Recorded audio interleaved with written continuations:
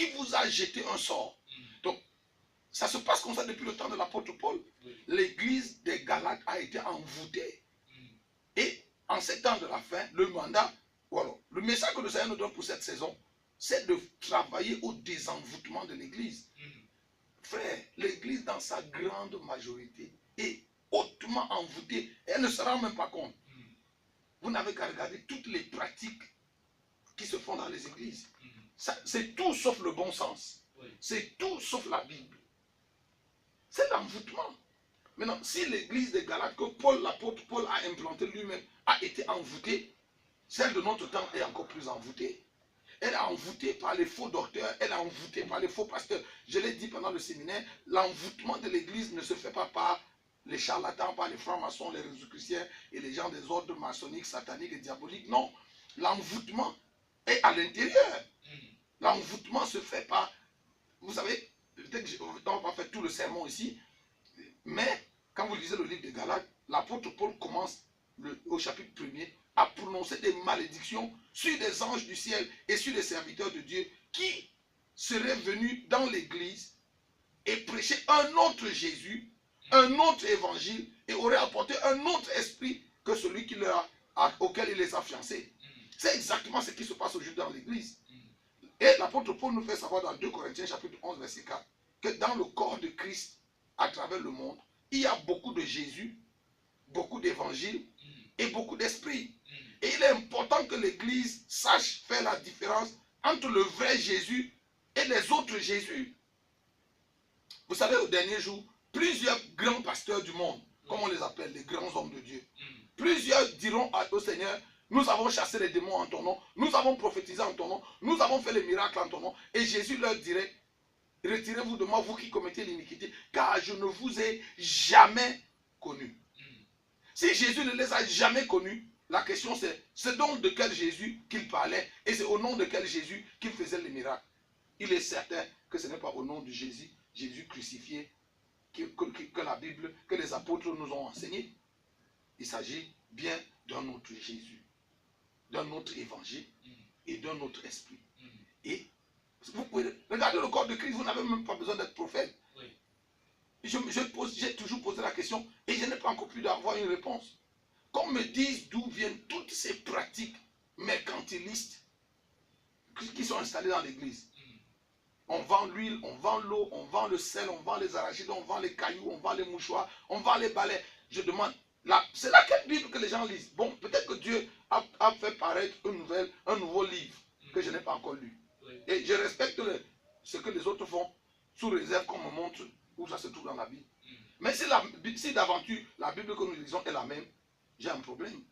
Et l'église a un sérieux problème. Mais vous savez, c'est de bonne guerre. Je disais l'autre jour au séminaire, et je l'ai dit un peu partout où je suis allé. Dans tous les matchs décisifs, matchs de football, hier ça criait partout là parce que Liverpool a battu, a éliminé Barça, n'est-ce pas? Je n'ai pas suivi. Bon, mais on m'a dit, j'ai demandé pourquoi les gens criaient, on m'a dit que c'est la Champions League. Mais vous savez, dans les matchs décisifs comme celui qui s'est joué hier, à 15 minutes de la fin du match, tous les coachs changent le dispositif tactique de leurs joueurs sur le terrain. Pourquoi? Le coach de l'équipe qui est en train de mener, même si vous menez 4-0, à 15 minutes de la fin du match, le coach va changer le dispositif tactique pour s'assurer qu'il maintienne sa victoire. Qu'est-ce qu'il va faire? Il va sortir quelques attaquants, il va demander au pointeur de replier un peu, il va construire le milieu de terrain et renforcer la défense pour garder le score. Le coach de l'équipe qui est en train de perdre le match va essayer de jouer son va-tout. Il va essayer d'enlever quelques défenseurs, il va demander à la défense de monter, il va demander au milieu de terrain de monter, il va jeter dans le stade tous ses attaquants pour essayer de voir si on peut arracher un but ou un nul ou même pourquoi pas. Donc ça c'est la stratégie de guerre au football. Alors que nous approchons la fin des temps, en tout cas je rappelle à nos auditeurs qui nous écoutent ici et ailleurs que Jésus est à la porte. Le message que je porte aujourd'hui, c'est le message pour dire à l'église que le Seigneur Jésus est à la porte. C'est ce qu'il m'a demandé de dire à l'église. Et de dire au pasteur que l'heure est arrivée, qu'on arrête de prêcher les culottes, les arachides, les voitures, la prospérité, le visa. Il faut laisser ça. Il faut préparer l'église au retour du Seigneur. Il y a plus important à dire à l'église que de leur balancer des mouchoirs, les faire tomber pour qu'ils reçoivent le mariage, le voyage et la voiture. C'est ça le message que nous prêchons.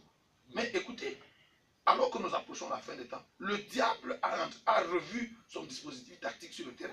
Oui. Qu'est-ce que Satan a fait? Il a dit à tous ses serviteurs, vous n'allez plus vous appeler marabout, féticheur, charlatan, sorcier, parce qu'il y a plein de gens qui ne viendront plus vers vous si vous continuez de vous appeler marabout, sorcier. Oui. Il les a convertis, il a changé leur appellation. Oui. Ils sont devenus aujourd'hui apôtres, prophètes, grands, je ne sais pas, grands, tout ce que vous savez. Et aujourd'hui, ils ont ouvert des officines qui drainent des foules. C'est des endroits où on ne prêche pas l'évangile. Si même on prêche un évangile, c'est l'évangile top pamplemousse. C'est-à-dire un discours qui est tout sauf l'évangile. C'est des discours qui chatouillent les oreilles. Et c'est le signe que l'apôtre Paul a annoncé de la fin des temps.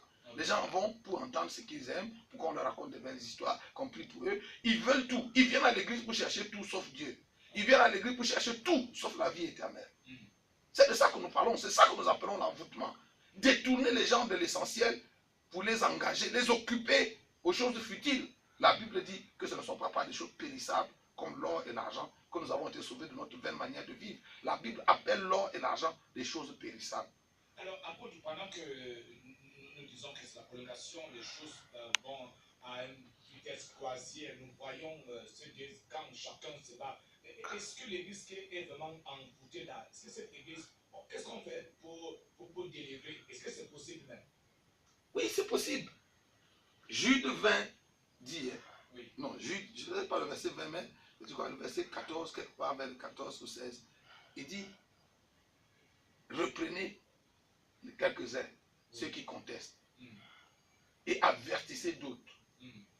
Mais il y en a aussi que vous devez avoir, pour qui vous devez avoir une crainte, une pitié mêlée de crainte. Et d'autres encore, haïs jusqu'à la tunique souillée par la chair. C'est des niveaux d'envoûtement. Il y a des gens qui sont naïvement entraînés dans ces choses. Nous devons sonner le clairon pour essayer de les tirer de là. Et leur dire, vous êtes en train de faire fausse route. Parce qu'il faut dire la vérité, beaucoup de gens qui vont dans ces choses, qui vont dans ces réunions, soi-disant chrétiennes, et qui vont se livrer à toutes ces pratiques-là, beaucoup d'entre eux sont sincères, ils cherchent Dieu. Et ils pensent qu'en faisant ces choses-là, c'est une façon de servir Dieu. Mais nous avons le mandat en tant que serviteurs de Dieu de leur faire entendre raison et de prêcher un message qui fait clairement la différence entre le vrai et le faux, entre la nuit et le jour. C'est de ça qu'il s'agit. Donc il est possible de désenvoûter l'Église. Désenvoûter l'Église en restaurant toute la vérité. En rappelant à l'Église les choses essentielles.